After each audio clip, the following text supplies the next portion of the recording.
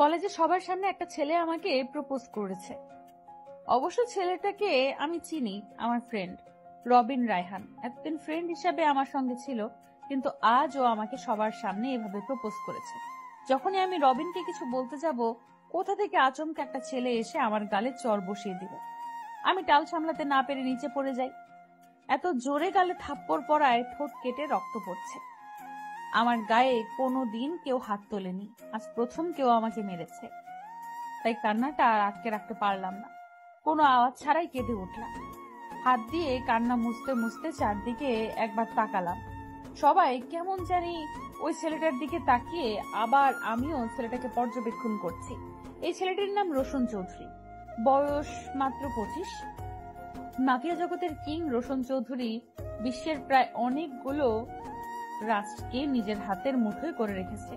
মাত্র 25 বছর বয়সে নিজেকে করে নিয়েছে মাফিয়া। বড় বড় মাফিয়ারা তো রোশন চৌধুরীর নাম শুনলে ভয়ে কাঁপে। পুলিশরা অব্দি রোশন চৌধুরীকে ভয় পায়। অন্যদিকে বড় বিজনেসম্যান তিনি রোশন চৌধুরীর বয়স 25, লম্বায় 6 ফুট, কিলার লুকের জন্য সব মেয়েরাই পাগল। কিন্তু রোশন সেসবে পাত্তা দেয় না। রোশনের ফর্সা গায়ের রং, চুলগুলো ঘন সিল্কি কালো, চোখের মনি হালকা নীল, এমন খুব কমই হয়।